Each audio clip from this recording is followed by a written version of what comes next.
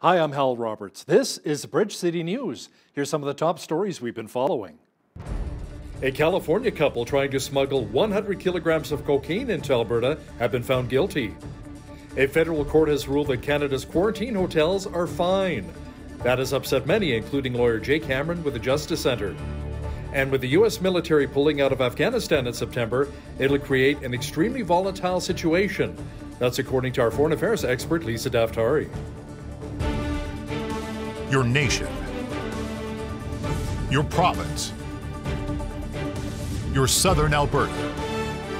From the heart of Lethbridge, it's Bridge City News with Hal Roberts. Thanks so much for joining us. 5 suspended Lethbridge police officers involved in the dissemination of negative memes about their former chief and deputy chief made their first appearance today at a professional misconduct hearing. Jeanette Rocher has more of the details. Jeanette? Well, Hal, it was a little anticlimactic, but during the virtual hearing this morning, all 5 officers, including Sergeant Jason Moulton, Constable Keon Warnick, Constable David Easter, Constable Derek Riddell, and Constable Matthew Rilkoff, were supposed to enter their pleas of either guilty or not guilty to charges of discreditable conduct, insubordination, and neglect of duty. However, their representative, Constable Mike Darby, who is the vice president of the Lethbridge Police Association, requested the right to reserve their pleas today. Darby, who is representing all 5 officers, told the presiding officer that there was some late disclosure of materials and was requesting time for those materials to be reviewed. The matter has now been adjourned to Thursday, May the 27th, where all 5 of those officers are expected to enter their pleas of either guilty or not guilty. Now, Sergeant Moulton is facing 8 counts of misconduct, while the other 4 officers are facing 6 counts. Hal? Thanks so much, Jeanette. Yesterday, we brought you a story of an online petition that is aiming to end Lethbridge Police Service's Wanted Wednesdays Facebook posts. Now, the creator of the petition, Paul Butler, calls the practice an outdated public shaming approach that has no place in modern policing and modern society. I was horrified that there were photographs of vulnerable people who had alleged to commit crimes, being usually not particularly serious crimes, and not the kinds of crimes that make them serious public enemies, but crimes nonetheless. They were alleged offenders, and they had their faces and all their personal details on Facebook, and the Lethbridge Police Service was doing this. I just thought, I was kind of horrified. I couldn't quite believe it. I just don't think this is a responsible way for the Lethbridge Police Service to be running its operations. Lethbridge Police said in a statement that they have no immediate plans to discontinue publicly sharing information about people wanted on warrants, but they will be reviewing its use of the Wanted Wednesday feature.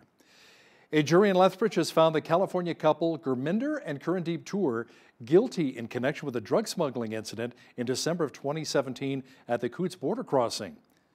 During an inspection of their semi, Border Service agents discovered almost 100 kilograms of cocaine hidden in their cab. The agency called it a record drug bust. The husband and wife were charged with importing a controlled substance and possession for the purpose of trafficking. A date for sentencing will be held on May the 10th. The Alberta couple charged in the death of their infant son say they want to take an appeal court order for a 3rd trial to the Supreme Court of Canada. David and Colette Stephan were accused in earlier trials of not seeking medical attention sooner for 18-month-old Ezekiel, who died in 2012 for what they thought was croup. They were convicted in 2016 for failing to provide the necessaries of life for their son. The Supreme Court of Canada overturned that verdict and ordered a 2nd trial. A judge hearing that case without a jury found them not guilty in 2019. Now, last month, the Alberta Court of Appeal granted a request from the Crown to overturn the acquittal and ordered yet another trial. On Monday, the Stephans filed their application asking for a stay of proceedings while a request to appeal a 3rd trial to Canada's highest court proceeds. The matter was set over until June 14th. The federal court in Canada has ruled that isolation hotels the Trudeau Liberals set up for returning international travelers is still a good thing. They're refusing to overturn the mandatory isolation in federal facilities pending the trial. Now, Jay Cameron is a lawyer with the Justice Centre for Constitutional Freedoms, and he's challenging the mandatory stay at the federal quarantine facilities. Jay, the court date is coming up June 1st through the 3rd. What will your case look like as you fight this law? There is no rational reason why people who have already been tested negative for COVID-19 should be compelled to isolate in a federal isolation facility. People within the country, if they test positive for COVID, they isolate in their home. But these people who have already tested negative, they're asymptomatic, they've been rigorously screened at airports, they're being forcibly confined in these federal isolation facilities, and that's unconstitutional, and it violates 6 or 7 different provisions of the Canadian Charter of Rights and Freedoms, including the right to be free of arbitrary detention and arrest. Thanks so much, Jay. We'll be keeping a close eye on the story as it develops. That was Jay Cameron, lawyer for the Justice Centre for Constitutional Freedoms. Our poll question this week asks, do you think the Trudeau Liberals have done a good job since the start of the pandemic? Let us know your thoughts by logging onto our website, bridgecitynews.ca, and be sure to vote. We'll tabulate all of the results and have them for you on Friday. When you think businesses that have thrived during the COVID-19 pandemic, big names like Amazon, Walmart, and Costco come to mind. Now, in this next story, video journalist Naveen Day speaks with business owners that are generating big revenue in their own living rooms, kitchens, and basements. They've been around for decades. Multi-level marketing companies, also known as MLMs. These companies offer exclusive products and services that cannot be bought from bricks and mortar businesses. Independent consultants marketed products and services, usually in social gatherings, to generate sales, earn commissions, and build sales teams. But COVID-19 restrictions have created both challenges and opportunities. It was super exciting doing more of our businesses online. Some of the people were before, but now we were exclusively online. We had a further reach. So we have team members from all the way from Nunavut down to California, and it's super exciting to be able to learn from each other different things and what works in our communities, but to be a community together. According to the Direct Sellers Association of Canada, which represents over 200 member companies, sales grew by 26% in 2020 over the previous year. And some consultants have seen even bigger growth. Before the lockdown happened in January 2020, when looking back at the numbers, it was around 1,500 in sales, which is kind of normal for January after Christmas time. But when we compared it to January 2021, now that we're still in the pandemic, sales are around 20,000 in sales. So if you look at 2019, though, for April, that was around 3,000. And then 2020, when the month after we went into lockdown, that was up to about 15,000 in sales. The DSA adds that the number of enrolled independent sales consultants rose 10 to 15% from 2019 to 2020, and they attribute it to the fact that people had more time available in 2020 and were looking for extra streams of income. For Bridge City News, I'm Naveen Day. Restaurants have been coping with step one of Alberta's relaunch strategy by putting together makeshift patios to accommodate customers while their dining rooms have been ordered to be temporarily closed. Despite the province's small and medium enterprise relaunch grant and money from the city to offset the costs of assembling patios and renting parklets, restaurant owners say they're still struggling. Our sales are down huge. I mean, it is what it is. We are a dine-in business. We're not a takeout facility. We can do takeout, but we didn't build our business around takeout, and you do have to pivot. But if you're not that sort of business, it's a little tough for those in our industry that are like it. But having at least as the third lockdown and having a patio, which we weren't able to do before in the other two lockdowns, actually really helps, because I was contemplating either keeping closed during this last shutdown, but having the patio when the sun comes out, we're here. It seems people are still staying in. We're getting the odd people during lunchtime and the odd people at dinner time, but we're not overrun at this point. We're down. We're almost at the point now, unless we figure out something, we're not going to be here much longer. The Alberta Colleges Athletic Conference, which governs the Lethbridge College Kodiaks, is working with the school to set up a return-to-play schedule. The ACAC granted approval to draft athletic schedules with the optimism that sports will return in the fall. Kodiak's athletic manager, Todd Coughlin, says the biggest benefit of these plans revolves around the mental health of their athletes. Honestly, it's probably everything at this point, because you can train your body physically almost any time. And for these student athletes, I mean, that's just kind of part of their day, right? But the mental side of it and being able to adjust to a whole different type of schedule, like it's been for the last 10 months, 11 months, it's a challenge every day. This is where I get so proud of the Kodiaks, because they've stepped up and they've realized the challenges ahead of them. They've worked with it, but they've all been driven with the hope that they get to compete come this fall. And so this announcement, obviously just helps feed that mental strength now. And there's a definite buzz to it. Now we just got to get there. Outdoor sports like cross country, golf, and soccer are expected to return around September 17th. The town of Raymond has hosted a number of drive-in concerts since the start of the pandemic. Now they're joining forces once again with a classic rock icon. This time it's John Bon Jovi. The concert is pre-recorded and shown on the big screen. Each ticket that is purchased will allow one car with up to 6 people per vehicle. There'll be room for up to 175 vehicles. It's up a little bit from last year. We've managed to get more space. That means some cars will be a little bit further back from our big screen, but that's okay. But we have provided about a 15 to 18 foot stall for every. It's better than Costco parking. You can come down and take in a show with lots of space between your neighbors. And we really wanted to make sure that we were giving that proper distancing. We still want people to be kind of either in their vehicle enjoying it or sitting, in the bed of their truck, whatever. But as long as they stay confined into that sort of space, that's what we're sort of operating under. Staff will wear personal protective equipment and enforce at least 6 feet of space between each vehicle. Farms and ranches will be opening their gates as part of Alberta Open Farm Days. Now, the event will take Albertans on a tour of these areas to hear farmers' stories and see how our food is produced. Micah Quinn has the details. August 14th to 15th will mark the 9th year for Alberta Open Farm Days. Rural and urban neighbors will be able to take a tour in person to see what a farm is really like. So it's an ag education, but also a ag tourism project. And what we want to do is kind of lessen those barriers for people that maybe are generations away from farming, or really like local food. So it's just a really great way for people to understand a little bit about agriculture and food processing in Alberta, and then also taste lots of great food as well. Last year, 77 farms participated in the event, and in 2019, there were 40,000 people who came to visit the farms. Doherty says that the education and personal connection of seeing the farms is an important aspect of the event. So the misconceptions about farming, through nothing else other than education. And so being able to see it and smell it, and see firsthand about, what a dairy farm looks like, what a ranch looks like, that's really, really important for people to do. Because you don't know, we can't expect people to understand what a farm looks like unless they have a chance to experience it. If you're a farmer that would like to host a tour, you can visit the Alberta Open Farm Days website to register. For Bridge City News, I'm Micah Quinn. Southern Alberta farmers are an integral part of Alberta's economy. Right now, the price of commodities such as canola, wheat, and barley is approaching record-breaking highs. BCN's Ainsley O'Reilly spoke with the experts on why this is happening and what Alberta farmers mean to the global market. Wheat and barley, I would say, would be 30 to 40% higher than normal. Canola is probably 80 to 90% above normal value.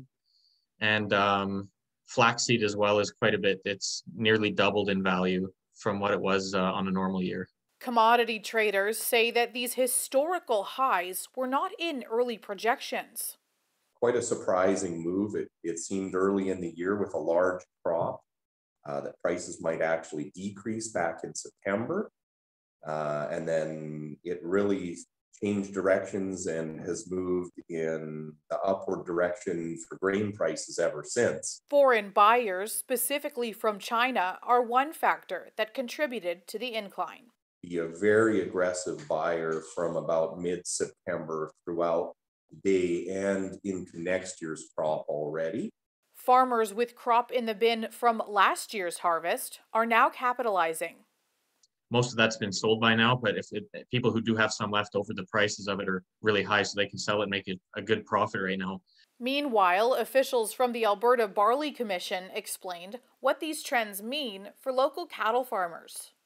I know it's not probably good news for the feeders, the cattle guys who feed livestock in the area. Southern Alberta is a pretty large livestock hub, but it's good as a grain farmer because that means we get more money for our product. The agricultural community will continue to keep an eye on factors that could impact these commodities, such as tariffs and embargoes, as well as the international marketplace. For Bridge City News, I'm Ainsley O'Reilly. The Alberta government announced today that it will be investing $11.5 million into Kananaskis country. The funding will go towards improving services and facilities in day-use areas and trails in K-Country. Environment and Parks Minister Jason Nixon says the new cash infusion will build on the $160 million already invested in K-Country since 2013. Those include upgrades to campgrounds, renovations to the William Watson Lodge, and construction of the new $20 million Kananaskis Emergency Service Center that you see behind me. This state-of-the-art center replaces the previous center, which was built in 1985. The old building was no longer functionally adequate. It did not meet updated national fire safety standards. The new center, though, is home to fire and rescue services for the Kananaskis Improvement District. It also supports prevention, inspection, educational programs, and training. Nixon says last year K-Country saw 5.4 million visits. He says the area has seen a 70% increase in visitors since 2014, and the funding to support the infrastructure was sorely needed. There will also be fees that you'll have to pay, which are $15 per day or $90 per vehicle annually. Provincial health officials announced that Alberta has seen 1,539 new cases of COVID-19 over the past 24 hours. There are currently 635 people in hospital with the virus, along with 143 in intensive care. Across the province, there are 20,721 active cases, including 992 here in the South Zone. Lethbridge has 418 active cases. Fortunately, just over 162,000 Albertans have also recovered from the novel coronavirus. Government officials also said of our 712 schools around the province, 29% are on alert or have outbreaks. As of April 26th, close to 1.5 million doses of COVID-19 vaccine have been administered in Alberta. Officials said that Albertans 12 or older with health conditions are now eligible for vaccinations. Federal Environment Minister Jonathan Wilkinson says he's prepared to make changes to a bill that would help Canada reach net zero gas emissions by the year 2050. The Liberals introduced Bill C-12 last fall, but it is still at the second reading stage in Parliament. The Conservatives have moved to quash it, citing they call the potential influence of climate activists on a panel set up to advise the government. Wilkinson has written to two NDP MPs saying he's prepared to amend the legislation to address some of the party's concerns. The Regina Public and Catholic school divisions are both going to resume in-class learning next week. High school students in Regina have been doing remote learning since March 24th, while elementary schools have been doing remote learning since March 29th. The decision to return to classrooms comes after consultations with the city's medical health officer showed a reduction in new infections in schools. Regina Public Schools will also be taking advantage of rapid testing kits. Manitoba Premier Brian Pallister says enforcement of COVID-19 public health orders will be stepped up. Pallister says enforcement needs to be targeted in areas with more COVID-19 outbreaks. Heightened restrictions were announced by the province, which will include most Manitobans from having social visits in their homes for the next 4 weeks. The province is also tightening restrictions on churches, businesses, and gyms in an attempt to reverse the rising coronavirus numbers. The following additional public health order restrictions will be in effect Wednesday, April 28 at 12:01 a.m. No visitors will be allowed at private residences, either indoors or outdoors, with certain exceptions, including allowing one visitor for people who live alone. No indoor gatherings will be permitted, and outdoor gatherings of up to 10 persons will be allowed in public outdoor spaces only. Cultural and faith-based gatherings will be limited to 25% capacity or a maximum of 10 people, whichever is lower, and indoor mask use is required at all times. The United States is planning to pull out its military from Afghanistan by September the 11th, which will be ending a 20-year war for the Americans. Our foreign affairs expert Lisa Daftari says the challenge for the Biden administration will be working with the Taliban in Afghanistan, whom she says cannot be trusted. What we did try to do is the United States tried to bring in the Taliban and said, look, if we can't get rid of you, we have to work with you. And we want you to take the responsibility. We want you to hold civilian life precious. We want you to, continue. And if you're going to be here, you should, answer to us. As long as you don't, build a terror cell here, if you don't launch attacks towards the West here, then we're okay with entrusting you. And already they have broken their ceasefire, they have broken the deal, and they're not to be trusted, of course. Catch the full interview with our foreign affairs expert Lisa Daftari discussing some of the biggest stories from around the globe that's coming up after Business News. Well, it was another beautiful spring-like day in Lethbridge, and not a lot of wind either, which is a nice change. And the warm temperature will be sticking around for the rest of the week. A complete look at the weather picture is on deck. We had another gorgeous day here in many parts of southwestern Alberta.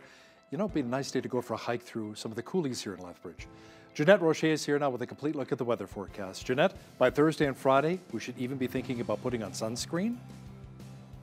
Yeah, okay, so Hal, listen to this. We're actually looking at highs of 26 and 25 by this Thursday and Friday. So I'm loving your enthusiasm about the sunscreen because I think it's going to happen. I actually do. Into tonight, some gusting winds up to 60 kilometers per hour. Those lasting into tomorrow as well, those 60K winds. Lots of sunshine though at 19 degrees. Not so much wind on Thursday, but look at that temperature, 26 degrees. 25 on Friday with a mix of sun and cloud. Now we do have a chance of showers coming at us on Saturday into Saturday evening. 16 degrees the high for Saturday, 15 for Sunday. No more rain for Sunday though, mix of sun and cloud instead. And sticking with that 15 degrees right through to Monday with a mix of sun and clouds. So we are kind of up in those teens for sure, and even above that average 15 degrees for this time of year. Average low is 1 degree. 29 was our high temperature in 1987, and in 1960 we had a high of, or a low rather, of minus 11. That was the chilliest day on record for this day. Now this morning the sun rose at 6:15 a.m. Sun setting this evening at 8:42 p.m. Loving to see that sun staying out later and later. Over on the west coast tomorrow, we're seeing periods of rain, a 30% chance in Victoria, high of 13. Make that a 60% chance of rain in Vancouver tomorrow, also a high of 13.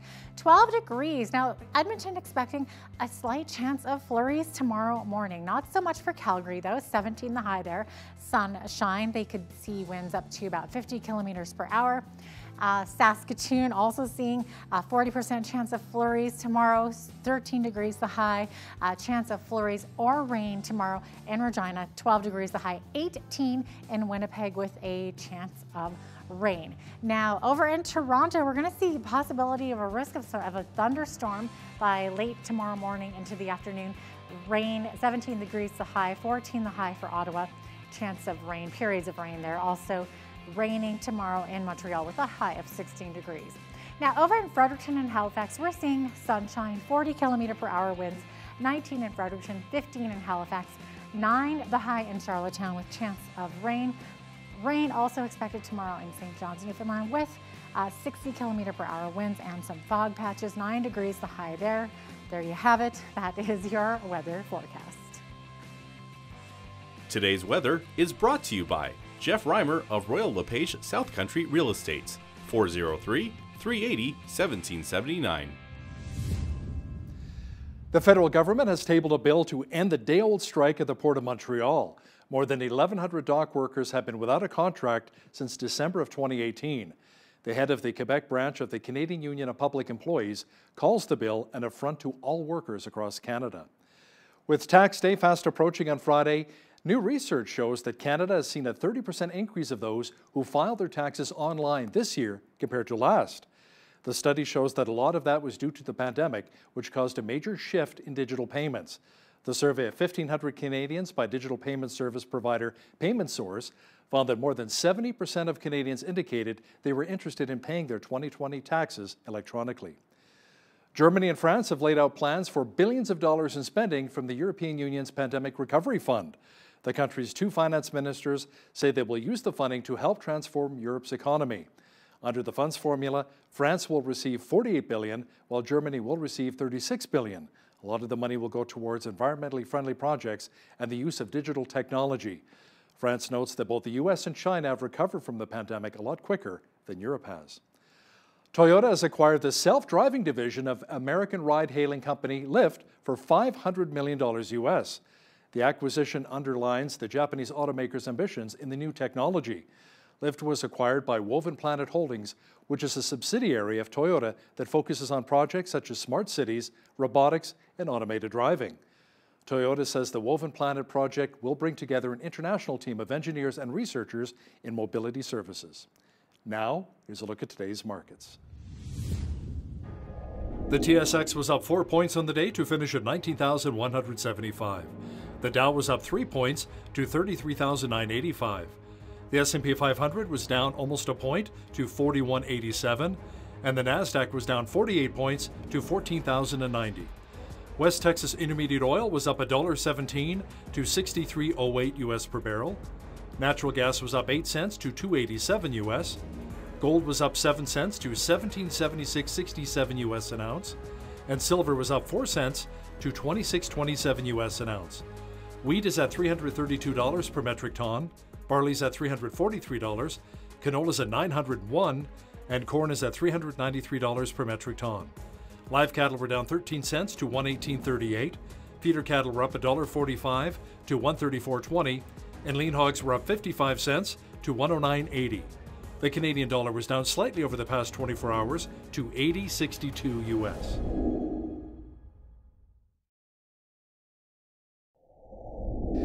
Recapping one of our top stories this hour, a jury in Lethbridge has found California couple Gurminder and Karandeep Tour guilty in connection with a drug smuggling incident in December of 2017 at the Coutts, Alberta border crossing. During an inspection of their semi, Border Service agents discovered almost 100 kilograms of cocaine hidden in their cab. The agency called it a record drug bust. The husband and wife were charged with importing a controlled substance and possession for the purpose of trafficking. A date for sentencing will be held on May the 10th. The United States military pulling out of Afghanistan in September will create a very dangerous and volatile situation with the potential of new terrorist cells forming. That's according to our foreign affairs expert Lisa Daftari, who will have more details for us in just a moment.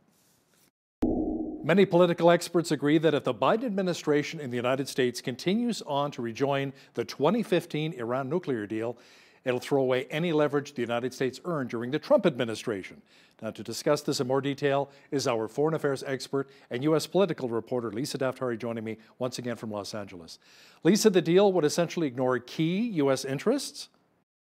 Absolutely. It's not looking at any of the evidence on the ground. The fact that the Iranian regime is going forward with its nuclear plan, that a German report actually came out today that said as late as 2020, the Iranian regime was after weapons of mass destruction, and they are continuing in that pursuit.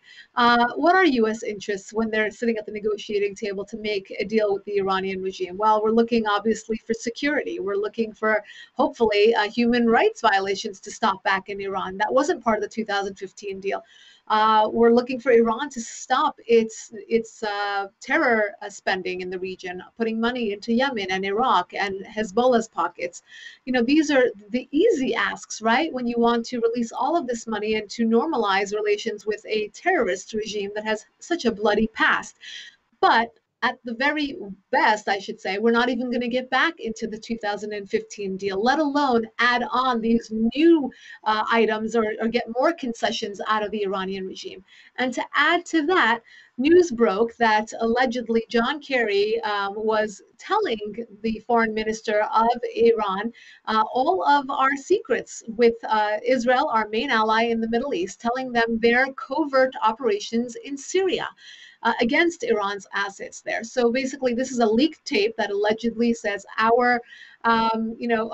he's part of the National Security Council and the Department of Clean Air and the Environment, but nonetheless, he is an agent of the United States and he is selling out the United States for the Iranian regime. That's one case, one scenario. And the other scenario could be that the Iranian regime is making this up, that there is no leaked tape. Well, then it would be a provocation. It would be another signal and another sign that we shouldn't be at the negotiating table with such an untrustworthy and duplicitous partner such as the Iranian regime. Lisa, the United States has begun winding down the Afghan military mission. U.S. President Joe Biden says the military drawdown will begin May 1st to close a nearly 20-year war, America's longest. Incredible. Yes, it's not an easy task, and many are warning against it, saying that the Taliban will in fact grow in this vacuum that we've created. But on the other hand, the argument is that we've been there for 20 years and we've lost precious life and we haven't gotten anything in return. There is no stability there. And as we are winding down, the Taliban are ramping up. There have been 62 attacks, 6 suicide bombings in just 11 days since the news about the pullout has been announced and confirmed. And as you said, we are starting this wind down on May 1st, a symbolic date. That was the date that President Trump had set many months ago. That would be our initial pullout date, or our final, I should say, pullout date under the Trump administration. But the Biden administration has decided that that is premature, and they will push back to September 11th.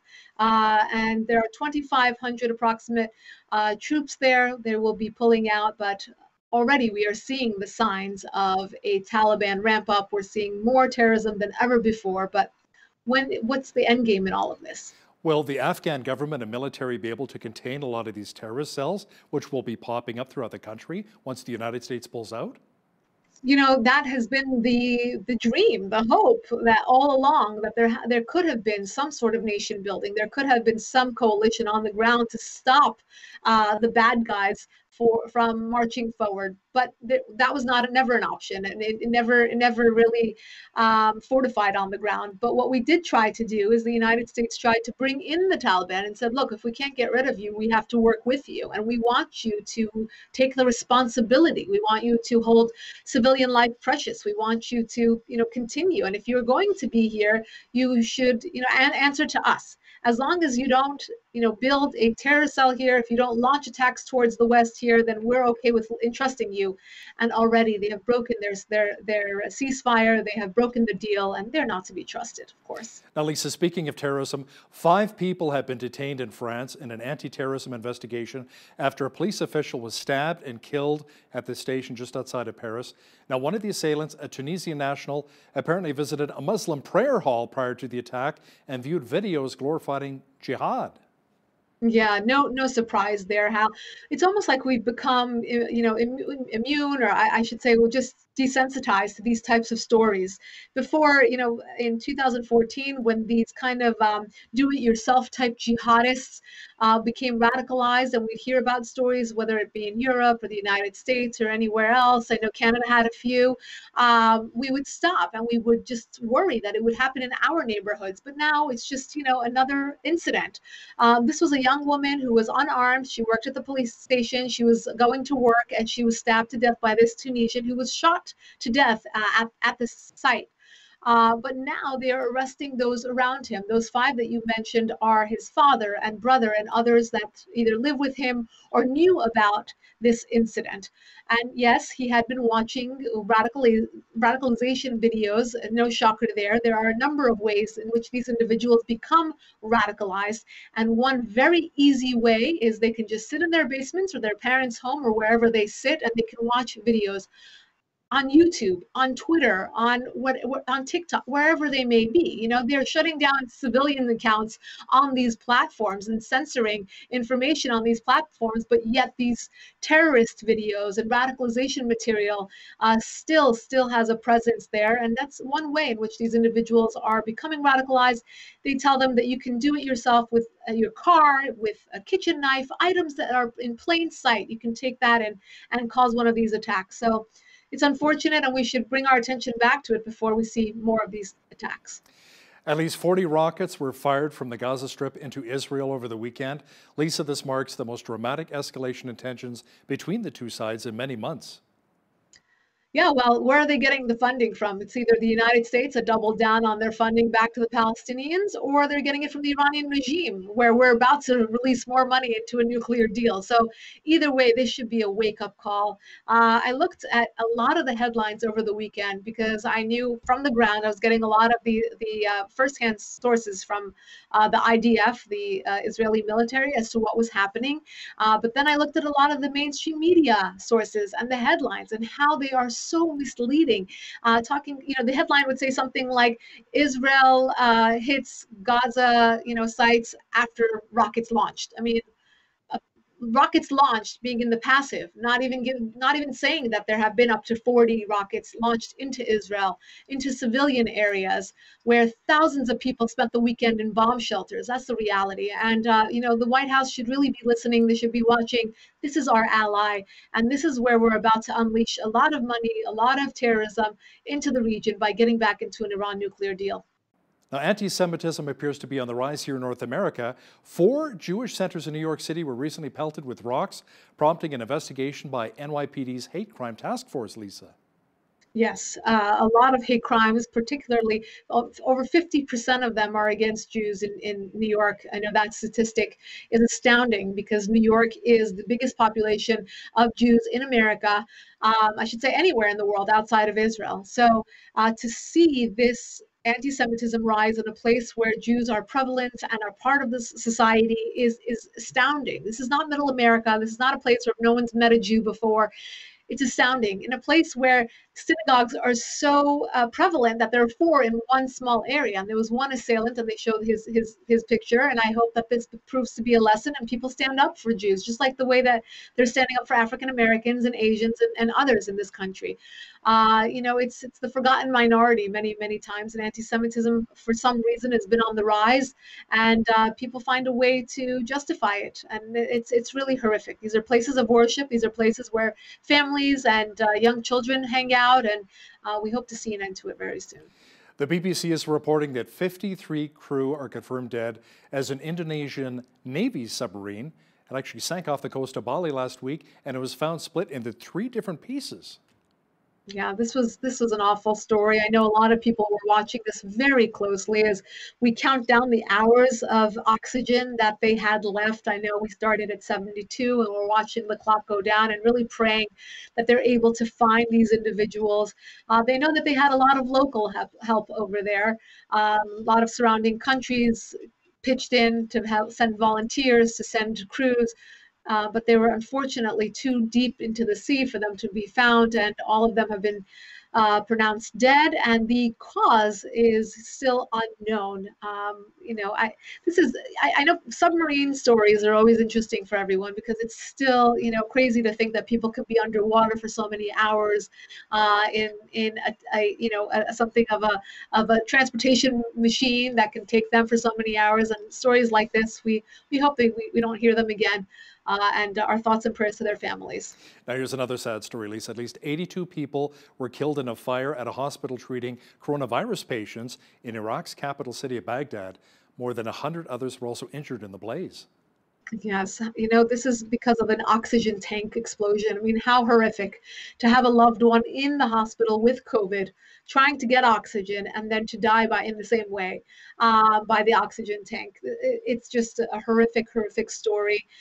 We know that in the Middle East, they've been having, outside of Israel, I should say, because Israel has been really leading the pack with vaccinations and dealing with corona. But I know countries like Iran and Iraq have had a very hard time with COVID, not having the facilities and not having the hospital beds and not having the oxygen to treat these individuals.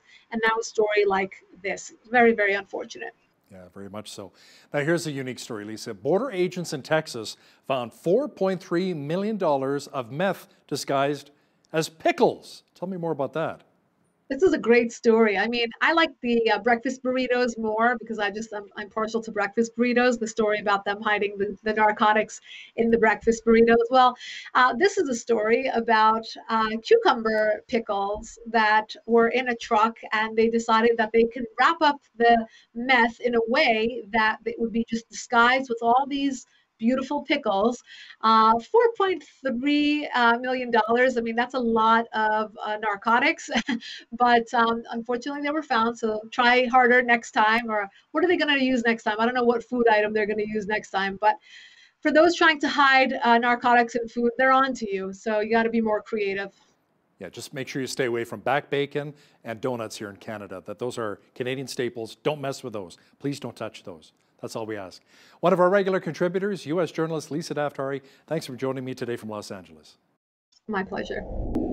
We are joined once again by Lethbridge Mayor Chris Spearman to discuss some of the current issues which are taking place in our fine city of Lethbridge. Welcome back to BCN, Mayor. I'm happy to be here, Hal. Great to chat. Now let's start off talking about a rumor which is circulating around the Windy City here, a rumor that you'd like to put to bed once and for all, is that after you step down as mayor of our city, you would be looking into pursuing the nomination for the NDP for Lethbridge East. Now you say there's no truth to that whatsoever. There is absolutely no truth to that rumor. I'm not even a member of the NDP party, and I have no interest in pursuing the candidacy in Lethbridge East. Now, when the municipal election rolls around in October, have you thought about who you may be throwing your support behind? Any of the candidates who've come forward so far? No, I haven't thought about that. And, at this point, I'm neutral. Now, let's talk about some of the biggest challenges you've faced as mayor of Lethbridge. I mean, we've had the opioid crisis, obviously with COVID-19. What are some of the biggest challenges that you've faced since you've been mayor in our city? Well, certainly the social issues. That's not what I intended to have to deal with. I thought I had a very good background in the private sector before becoming mayor. I was active in economic development, Lethbridge, the Chamber of Commerce. I'd served on the Catholic School Board for 18 years. I had past elected experience, if you like, and I thought working with the provincial government and providing a stronger economic base for the city is something I could work on and excel at. And there have been some great projects. The Cavendish investment, acquiring ownership of the airport, building the biggest recreational center in the city's history. We've had some significant successes in those areas, but the social issues have been a significant challenge. Yeah, you do talk about the successes, but let's talk about some of the challenges. What were some of the challenges that you faced, and maybe some advice you'd give to our next mayor? Well, certainly with the supervised consumption site, that certainly got a lot of attention.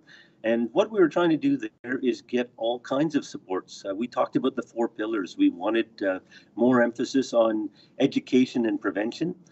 We wanted more support for our police in terms of having provincial resources to shut down drug houses. We wanted to have treatment and recovery facilities. So we wanted all those pillars in addition to the supervised consumption. We thought, well, at least we had one. And if we have regular contact with the people who are suffering from addiction, we could refer them to other services. But we never got the other supports in place, and that was a huge frustration. Now, were you surprised to hear that Nypd Nenshi, the mayor of Calgary, will not be seeking re-election this fall? You've been in contact with him quite a bit, especially when it comes to EMS dispatch.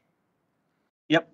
Actually, the mayors get together and talk a lot. We were quite a few of us have been talking about our futures for the last 6 months, and Mayor Nenshi was undecided, and then he's come out a couple of weeks ago and declared his intentions. But I wasn't surprised. The mayor of Edmonton has also declined to run.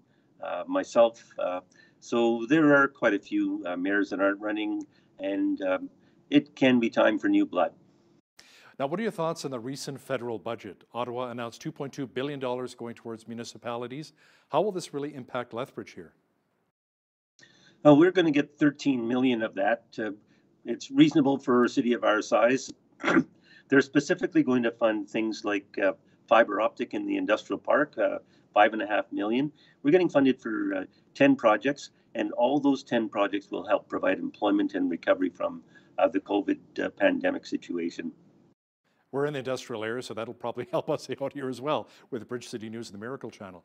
Now, how is Lethbridge doing with COVID-19 and the battle at this point in time? Council recently said, we're going to extend the face covering bylaw until the end of the year, which is almost kind of redundant, I guess, because we currently have the provincial legislation in place as well. But where do you see us headed over the next month or two? Do you think maybe further restrictions will be put in place here in our city? We'll have to monitor and see how the situation unfolds. But certainly, it's a concern. Our numbers, we had the highest numbers per 100,000 just a few weeks ago. I was very concerned whenever the numbers went over 200. When they went over 500, that's a real concern. And we're in the high 400s right now, about 470, 480. In my discussions with Alberta Health Services, those numbers are really the tip of the iceberg. The situation everywhere across the province is much worse than the numbers that are being reported. They're only the numbers that have tested positive. In some cases, and frequently, when someone in a household tests positive, the others don't go for testing. And that's a real concern. We need to make sure that we have a handle on the situation. I thought we did the right thing in the fall. Last August, when we passed the face covering bylaw, we had one in place here in the month of October and November when the provincial numbers were spiraling. Ours were not at that point. The province didn't put in a face covering bylaw or order, a health order, until December the 7th. So I have no comfort in relying on the province to put in the appropriate orders. I met a couple of weeks ago with our premier and talked about the high numbers in Lethbridge when we had the highest rates in the province, and we didn't get any supports. And if we, again, were in the situation where our numbers were much higher than the province, I'm not confident that we would get the supports that we would need specifically for Lethbridge if that wasn't occurring across the province. Why do you think our numbers are actually higher than other municipalities of comparable size? Why are they so much higher here in Lethbridge? Why were they? Because the others are caught up now. But the reasons that have been provided by Alberta Health Services, and I believe them, are that there have been inappropriate social gatherings, inappropriate family gatherings which violate the health orders, and there have been situations in certain faith communities which also violated the health orders, even here in the South. So we need to make sure that everybody's following the health orders. I know it's frustrating. We need to be patient for a little while longer, keep each other safe. It's really the most important thing. Follow the health orders, get the vaccinations, and hopefully we'll get past this. That's the most important thing to do. We can't let these numbers get out of control and put people at risk. Does the city have any predictions when it comes to the possibility of some of the larger summer events taking place, including Whoop Up Days? We can't at this time. We have to get past the vaccination stage, and we have to be confident that we've got the situation under control. It would be irresponsible for me to say that Whoop Up Days are going ahead when I have no idea where the numbers are going to go from here today and what level of support and compliance we will get from the community. With city restaurants and eateries getting hit very hard once again with another round of restrictions, I mean, so many business owners I've talked to, Mayor Spearman, say, you know what, we're dying in. We cannot keep doing this curbside pickup and delivery. It's killing us. How has the response been from the city so far, offering grants to maybe help them set up outdoors for maybe more outdoor dining experiences? It's been very strong. So this past week, City Council approved citywide patios and parkades. So to support those restaurants as best we can. In my consultations with the restaurants and small businesses, what they've been telling me is they need higher levels of provincial support. So right now it's capped at $20,000. They said it needs to be at least double that for them to survive. And so I think there's a role for the provincial government to play as well. I think they need to provide additional financial supports to our restaurants and small businesses. And, you know, hopefully we can open up the theaters a little bit more as well. We keep hearing from Len Binning from the Movie Mill here in Lethbridge saying, you know what, we can physically distance maybe every third or fourth seat. People are facing forward with a mask. Why can't we open? He says this is ridiculous, and it's really hurting his business as well. Now, let's talk about the Lethbridge Police Department for just a moment here. They submitted their action plan, Chief Shaheen Medizadeh, to the province as to how to improve transparency and accountability. What are your thoughts on what needs to happen moving forward with our police? Well, I think it's a solid plan. It involves training. It involves commitment from our police officers. And I agree with the chief. I think the vast majority of our officers are committed. They're professional. But there may need to be some changes, and they have to address some of the cultural issues that have caused the things that have drawn national attention. I think what has to happen is, in the end, our citizens have to have full confidence in our Lethbridge Police Services, and I believe that our new chief is well on the way to achieving that. Now, the city is going to take about 6 months or so to devise a new monuments policy. Mayor Spearman, can you share a bit about what that is? Well, I think it's about how we go about creating monuments and what are the things that we celebrate. So we need to involve community consultation. And the way things were done 40 years ago, 50 years ago, society's changed. There are different things we've seen in other communities where statues have been taken down and monuments have been taken down because beliefs have changed, and there were some levels of insensitivity associated with some of those things. And we just have to make sure that we're doing everything that our current society expects of us. City Council unanimously approved the development of a Community Well-Being and Safety Task Force. Can you explain what kinds of representatives will be part of this and how this could potentially improve some of our social behavior challenges we've seen over the last few years? So really it is asking the community to help us. And so this is going to go beyond the mandate of this council, I believe, but it's going to be a community-based response. So based on the public hearings from a couple of weeks ago, the mustard seed, we saw how that went. And I did ask people who presented and say, well, would you like to be part of the solution? And many of them said yes. So we will include businesses. We will include and invite the people who spoke at the public hearing. And that will involve organizations like the Chamber of Commerce, like the Downtown BRZ. We'll involve faith groups who were also very proactive during the public hearings. And we'll involve members of the Indigenous community. And we want to have a broad cross-section. We want to have people there with lived experiences, people who have had addiction and recovered from addiction. So we want to address those social issues that we have in the city. There's many people that are complaining about crime and the issues we've had with drug-related crime, and they think that the solution is just to fund the police for more. And I say that's simply a whack-a-mole philosophy. People who are committing crimes are not doing it out in the open. They're deliberately deceptive so that to minimize the chances of getting caught. What we have to do is eliminate the root causes. And the root causes of addiction are things like homelessness, joblessness, people who have no hope. I would walk around the city in the summertime and ask people why they were addicted, why they were on drugs. And they would say, because my life on drugs is better than my life off of drugs. So we need to make sure that those people have hope, that they're given treatment, and that we provide for that in the city of Lethbridge, and we provide for meaningful daily activity. We need to provide them with skills. So homes, skills, ultimately jobs, we hope, and make them contributing members of society. So that's a big challenge. It won't work for everybody. And there are some people who we know we will never be able to help, but those people need to be in permanent supported housing.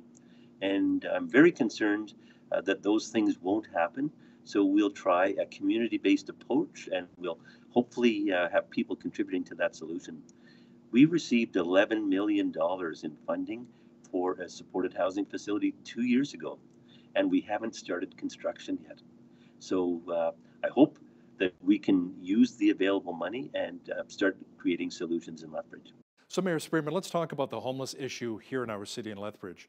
I mean, thank God for organizations like Streets Alive, help a lot of the people who are homeless right now, providing food and shelter. We've got the Interfaith Food Bank, we've got the Lethbridge Food Bank, a lot of church groups as well. But what specifically is the city doing to address the issue of homelessness here in Lethbridge?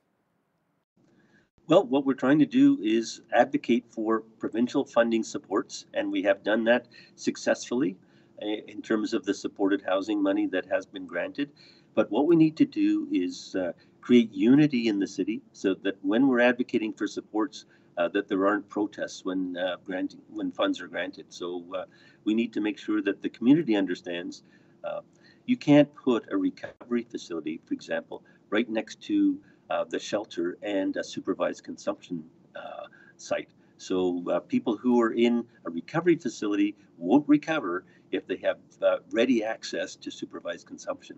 So we need to spread out those services, and we have to be accepting of having them in neighborhoods so people can recover, where they can access services and have some faith in the process. I was just going to ask you, Mayor Spearman, let's talk now about some of the sports franchises that have been really hurting during the pandemic and the lockdown, specifically the Lethbridge Hurricanes. What's the city doing to really address the money shortage, the revenue shortage, and to help them succeed right now and into the future? Well, what we did last year and what we're considering doing this year is basically waiving or minimizing the payments on the use of the NMAX Center. So what we're trying to do is extend the contract and say, okay, this year doesn't count, and when you resume a full season, then you will pay the appropriate rent. But where they have no revenue coming in, we're certainly prepared to be flexible in order to keep the team viable. Absolutely. Real challenge not having the fans there and not selling the merchandise as well. And of course the concession, right? The popcorn and pop and so forth. Lethbridge Mayor Chris Spearman, thanks so much for your time today. Thank you. It's always a pleasure. Look forward to speaking to you at the end of May. On behalf of all of us here at Bridge City News, I'm Hal Roberts. God bless, and thanks so much for watching.